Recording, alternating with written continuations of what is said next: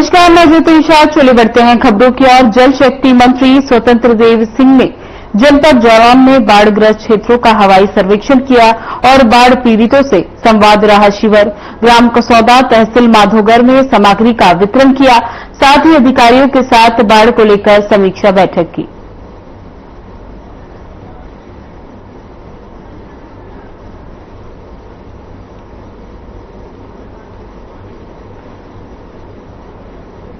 बता दें, जालौन में जितेंद्र सिंह ने बाढ़ग्रस्त क्षेत्रों का दौरा किया और वहां पर उन्होंने हवाई निरीक्षण किया। साथ ही वहां पर लोगों से मुलाकात कर राहत सामग्री वितरित की और लोगों को और राहत का आश्वासन दिया। इसको लेकर उन्होंने अधिकारियों के साथ बैठक की। साथ ही स्वतंत्र देव सिंह ने हवाई सर्वेक्षण के दौरान लोगों को राहत सामग्री बांटी।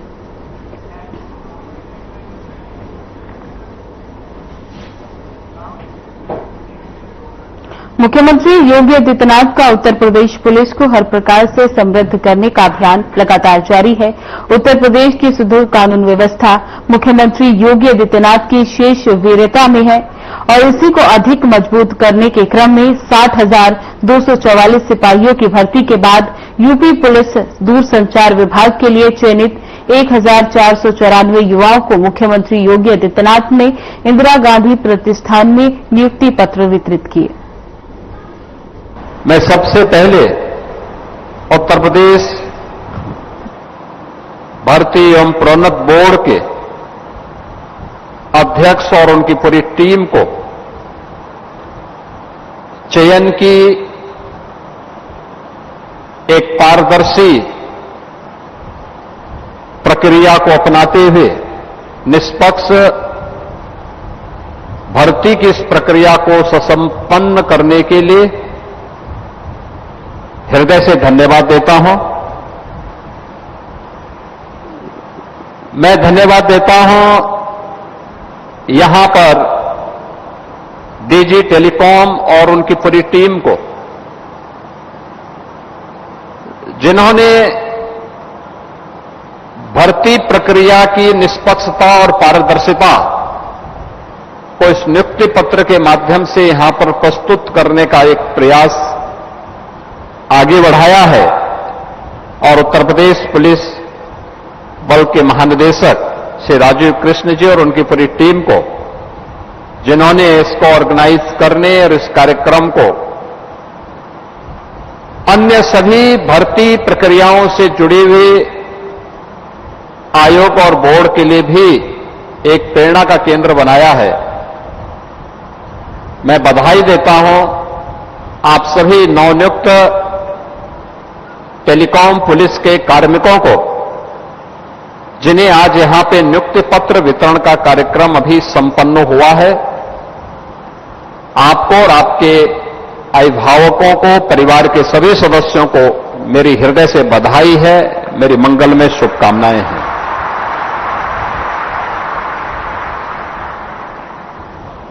मुझे बताते हुए प्रसन्नता है कि आज जो पुलिस की भर्ती अब तक हम लोगों ने 2017 से प्रारंभ की थी, अब तक इस भर्ती को लेकर के हम देखें तो कुल मिलाकर के 2,17,500 से अधिक पुलिस कार्मिकों की निष्पक्ष और पारदर्शी तरीके से भर्ती की प्रक्रिया को उत्तर प्रदेश पुलिस बल ने संपन्न किया है। और ये आपके लिए भी एक गौरव का विषय है कि किसी भी राज्य की सिविल पुलिस से बड़े, सबसे बड़े पुलिस बल का आप हिस्सा बने हैं। तो इसके लिए भी मैं आप सबका हृदय से अभिनंदन करता हूं, आपको बधाई देता हूं। याद करिए 2017 के पहले की स्थिति क्या थी। भर्ती निष्पक्ष और पारदर्शी तरीके से नहीं होती थी, भेदभाव होता था, पैसे का लेन देन होता था, एक एक धरती पर बोली बोली जाती थी, परिणाम क्या था? नौजवान के हितों पर तो कुठाराघात होता ही था, साथ साथ प्रदेश की कानून व्यवस्था भी तहस नहस हो गई थी। प्रदेश में दंगों का दौर चला, प्रदेश में अराजकता थी, गुंडागिर्दी थी, न बेटी सुरक्षित थी, न व्यापारी सुरक्षित था। कोई व्यक्ति घर के बाहर जाता था तो सायकाल होते होते परिवार के लोग चिंतित होने लगते थे कि वह कब घर सुरक्षित पहुंचेगा। प्रदेश में निवेश नहीं होता था तो विकास पूरी तरह अवरुद्ध हो गया था। नौजवान प्लान कर रहा था। प्रदेश के अंदर अराजकता, दंगों के इस दौर में लगातार आतंकी घटनाओं ने भी अंजाम देना प्रारंभ किया। अनेक घटनाएं प्रारंभ हुई। अयोध्या में से राम जन्मभूमि पर आतंकी हमला हो, काशी में संकट मोचन मंदिर, काशी की कचहरी, अयोध्या की कचहरी हो या लखनऊ की कचहरी, विस्फोट लगातार होते थे। सीआरपीएफ कैंप रामपुर पर आतंकी हमला, ये उसी दौर की बात है जब निष्पक्ष भर्ती की प्रक्रिया को पिछली सरकारों ने अपनी राजनीतिक स्वार्थों के लिए बाधित किया था। परिणाम था उत्तर प्रदेश का नौजवान प्लान करने के लिए मजबूर हुआ था, हताशा और निराशा में जीने के लिए मजबूर हुआ था। भाई भतीजेवाद और परिवारवाद के बोलबाले ने न्यायालय को भर्ती की प्रक्रिया में हस्तक्षेप करने का अवसर दिया था और प्रदेश के नौजवानों के सामने पहचान का संकट आ खड़ा हुआ था। एक पहचान का संकट, पूरा बदनामी एक परिवार और एक पार्टी करती थी, गलत काम एक परिवार और एक पार्टी करती थी, खामियाजा उस समय की 20 करोड़ की आबादी को भुगतना पड़ता था जब उसके सामने पहचान का संकट खड़ा होता था। और इसी अराजकता, गुंडागिर्दी, लंबे कर्फ्यू के दौर से गुजर रहे उत्तर प्रदेश में प्रधानमंत्री मोदी जी के आह्वान पर 2017 में जब हमारी सरकार आती है तो हम लोगों ने भर्ती की इस प्रक्रिया को ईमानदारी पूर्वक करने के लिए इस बोर्ड की सुदृढ़ीकरण के कार्यक्रम को आगे बढ़ाया और तय किया कि भर्ती की प्रक्रिया पूरी ईमानदारी के साथ होनी चाहिए। अगर कहीं भी किसी नौजवान के भविष्य के साथ किसी भर्ती बोर्ड और आयोग ने भेदभाव किया तो उनकी जवाबदेही तय होगी। किसी ने भर्ती की प्रक्रिया में सेंधमारी की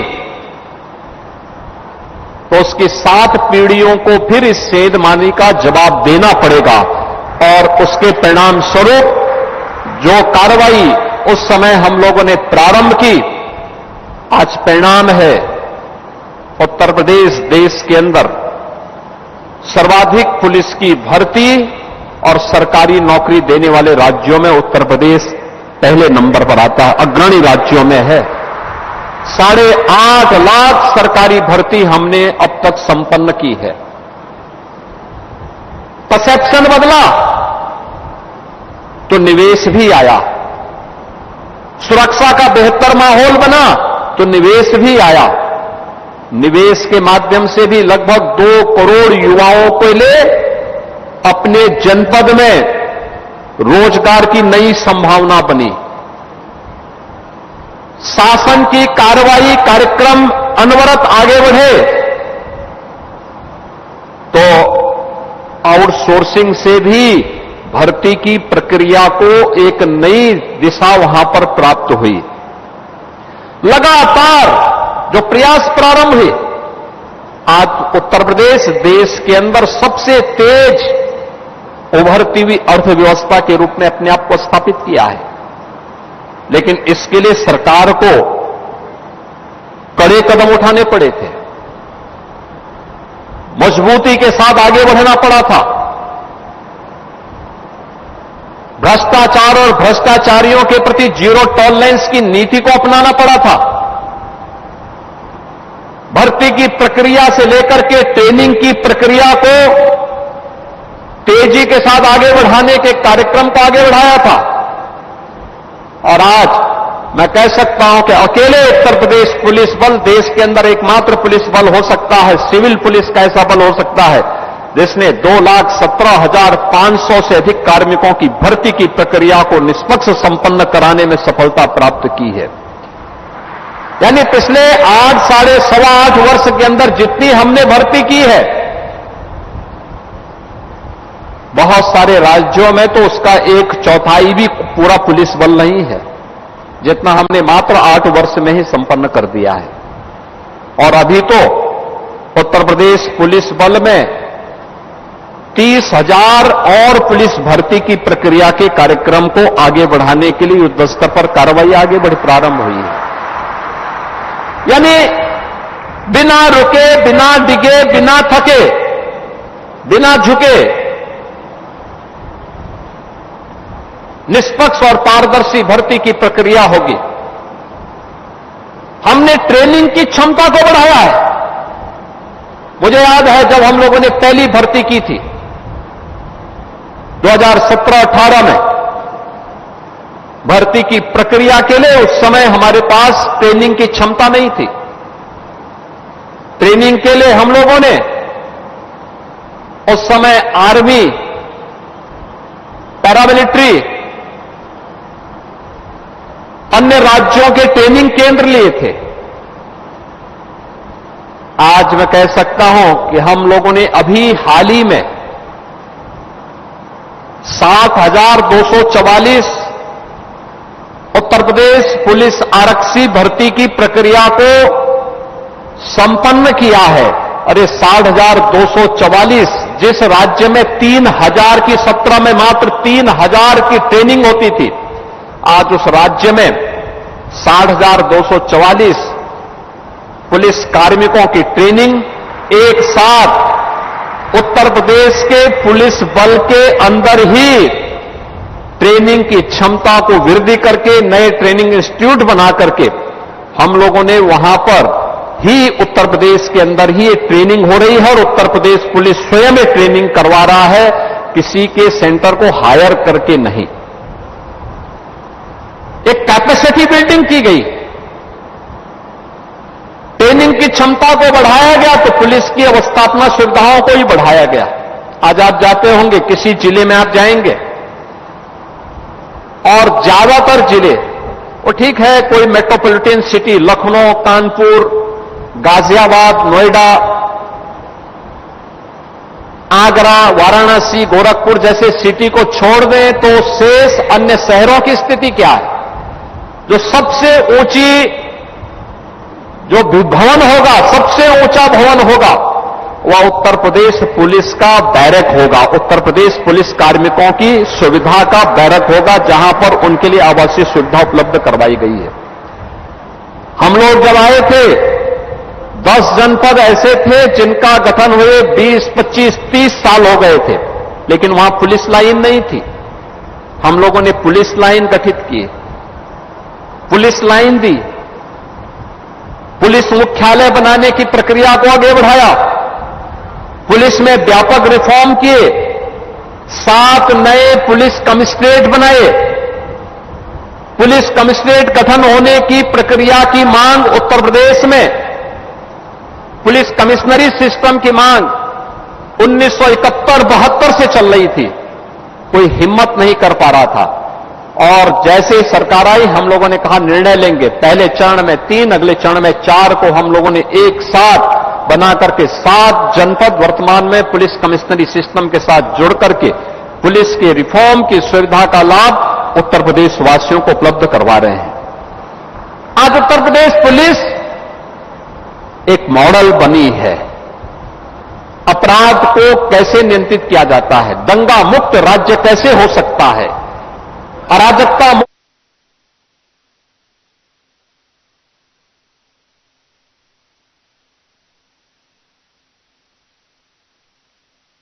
लोग सेहत बनाने के लिए क्या क्या नहीं करते, जिम जाते हैं, कसरत करते हैं, काजू बादाम प्रोटीन के डिब्बे तक घोल घोल कर पीते हैं, फिर भी उनकी सेहत नहीं बनती क्योंकि उनका पाचन तंत्र खराब है। और जब तक के पाचन तंत्र दुरुस्त नहीं होगा वो जितना मर्जी अच्छे से अच्छा खा ले, उनकी सेहत नहीं बन सकती। इसलिए हमारी संस्था सन्यासी आयुर्वेदा ने एक ऐसी दवा का निर्माण किया है जो कि आपके लिवर को, आपके पाचन तंत्र को दुरुस्त करने का काम करती है, ताकि आप जो भी खाएं उसका पूरे का पूरा निचोड़ आपके शरीर को लगे, आपकी भूख बढ़े, खाया पिया सही से लगे, नया खून बने, हड्डियों में जान आए, वजन बढ़े और आप मोटे तगड़े खूबसूरत पर्सनैलिटी के मालिक बन जाए। सिर्फ 699 रुपए की पूरे 1 महीने की दवा होती है और आप इसे घर बैठे 01145454545 पर फोन करके दवा मंगवा सकते हैं। करने में फिर कहां पे चूक होती है कि कभी कभी किसी कॉमन मैन को उंगली उठानी पड़ती है हमारे व्यवहार पर। याद रखना, आज हम उस दौर में आ चुके हैं जब यह देश अब गुलाम नहीं है। अब यह देश एक स्वतंत्र देश है। आजादी के अमृत काल में एक विकसित भारत की परिकल्पना के साथ दुनिया की तीसरी बड़ी अर्थव्यवस्था बनने की ओर अग्रसर होने वाला भारत है। हर नागरिक को स्वतंत्रता का इस एहसास को कराना होगा और उसके लिए पुलिस बल को उतना ही संवेदनशील आम नागरिक के प्रति होना होगा। तो अपराध और अपराधियों को संरक्षण देने वाले तत्वों के प्रति उतना ही सख्त भी होना होगा। दूसरा, महिलाओं की भागीदारी हो। आधी आबादी को वंचित करके हम विकास के किसी अच्छे मॉडल को प्रस्तुत नहीं कर सकते। मुझे प्रसन्नता है कि जो हम लोगों ने पहली बार तय किया था कि उत्तर प्रदेश पुलिस बल में कम से कम 20% बालिकाएं आए, और जब मैं देख रहा था कि 1494 टेलीकॉम पुलिस की भर्ती में 20% के इस लक्ष्य को प्राप्त किया है, लगभग 300 बालिकाओं का चयन भी इसमें संपन्न हुआ है और वे सफलतापूर्वक अपने कार्यक्रमों को आगे बढ़ा देंगे। यानी ये जो 20% का जो रेशियो है, अभी तो इसको हमने मेंटेन किया है, लेकिन आने वाले समय में मुझे लगता है कि हमें इस संख्या थोड़ा बढ़ानी और पड़ सकती है, जिससे इसको हम और आगे बढ़ाएंगे।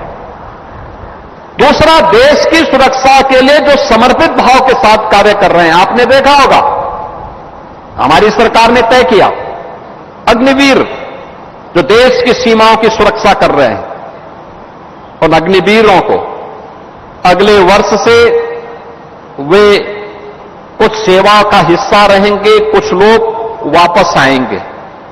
उत्तर प्रदेश पुलिस ने पहले से तय कर रखा है 20% उन्हें हॉरिजॉन्टल रिजर्वेशन की व्यवस्था हम उत्तर प्रदेश पुलिस बल में देने जा रहे हैं। ये 20% रिजर्वेशन इसलिए क्योंकि ट्रेन्ड मैन पावर हमें प्राप्त होगा और हर एक क्षेत्र में जो जिस क्षेत्र में जाना चाहेगा हम उसको लेंगे, क्योंकि ये युवा ऊर्जा है, जिस युवा ऊर्जा के बल पर ही हम एक विकसित भारत की परिकल्पना को और एक समर्थ उत्तर प्रदेश के संकल्प को आगे बढ़ा सकते हैं। और यही प्रधानमंत्री जी का विजन है, यही विजन है हमारा। उत्तर प्रदेश पुलिस बल को लगातार इस दिशा में प्रयास करना है, लगातार प्रयास करना है। पुलिस की चुनौती कभी कम नहीं होती। याद रखना, आज हम कुछ कर रहे हैं तो कल हमारी प्रतिस्पर्धा हमारे ही कार्यों से होनी है।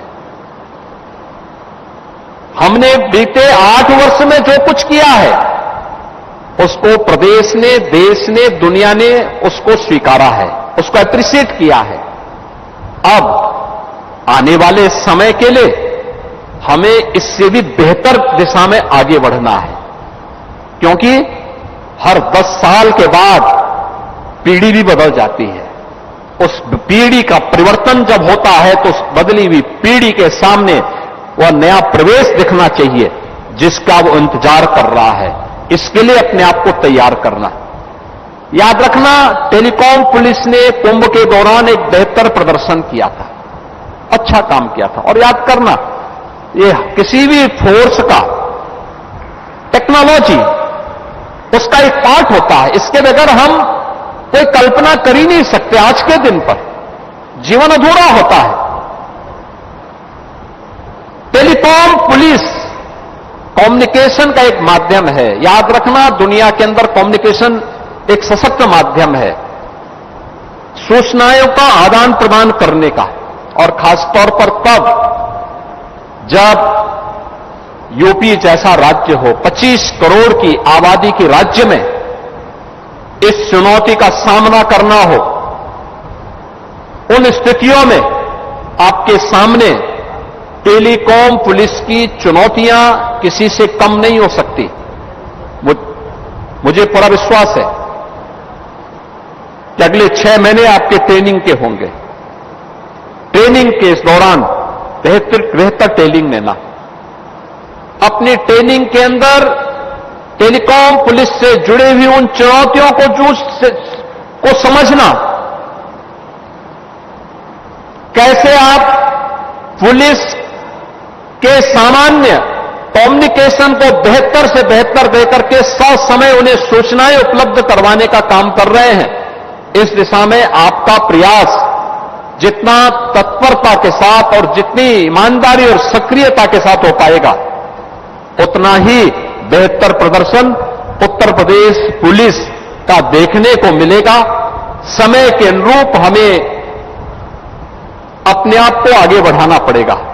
जो यहां पे डीजीपी साहब ने कहा है कि अब तक हम 63 जनपद हमारे ऐसे हैं जहां पे हमने पुलिस के दूरसंचार पुलिस के डिजिटाइजेशन की कार्रवाई को अब तक संपन्न किया है। और मेरा यह मानना है कि हम बहुत शीघ्र 75 के 75 जनपदों में इस कार्यक्रम को सफलतापूर्वक आगे बढ़ा करके उत्तर प्रदेश पुलिस को अब उसके आधुनिकीकरण के दिशा में आगे के जो प्रयास होने हैं, उस प्रयास की कड़ी को और तत्परता के साथ आगे बढ़ाने में हम सफल होंगे। आज के इस अवसर पर मैं एक बार फिर से जिन कार्मिकों को यहां पर आज एक नियुक्ति पत्र प्राप्त हो रहा है, उन्हें इस बात को ध्यान रखना होगा, वे पूरी दृढ़ता के साथ इस बात को स्वीकार करेंगे कि उनका एप्लीकेशन लेने से लेकर के और आज नियुक्ति पत्र प्राप्त होने तक किसी भी स्तर पर उन्हें सिफारिश कराने या किसी भी प्रकार के लेन देन की आवश्यकता नहीं पड़ी। अगर सरकार ने प्रतिबद्धतापूर्वक आपको एक निष्पक्ष और पारदर्शी भर्ती प्रक्रिया के साथ जोड़ करके आपके सुनहरे भविष्य के सपने को साकार करके आपके अभिभावक को भी और आपको भी एक नए भविष्य की ओर अग्रसर किया है, तो सरकार की भी यही मंशा है कि आप भी इसी प्रकार की तत्परता के साथ, संवेदनशीलता के साथ अपने व्यवहारिक कर्तव्यों का निर्वहन करते हुए उत्तर प्रदेश को एक समर्थ प्रदेश बनाने में, विकसित भारत की परिकल्पना को साकार करने में उत्तर प्रदेश पुलिस बल का हिस्सा बनकर के अपनी कर्तव्यों का ईमानदारी पूर्वक निर्वहन करने में सफल होंगे। आज के इस अवसर पर एक बार फिर से मैं आप सबको, आपके अभिभावकों को इस चयन के लिए हृदय से बधाई देता हूं। उत्तर प्रदेश पुलिस भर्ती और प्रोन्नत बोर्ड के सभी अधिकारियों को हृदय से धन्यवाद देता हूं। और विश्वास करता हूं कि ट्रेनिंग के दौरान आपका आचरण एक अनुशासित, कर्तव्यनिष्ठ और व्यवहारिक रूप से दक्ष पुलिस कार्मिक के रूप में देखते हुए बने। यह हम सब ट्रेनिंग के दौरान भी और ट्रेनिंग के उपरांत भी करके दिखाएंगे। आप सबके प्रति मेरी मंगल में शुभकामनाएं। धन्यवाद। जय हिंद। फिलहाल बुलेटिन में बस इतना ही। बने रहे हमारे साथ। नमस्कार।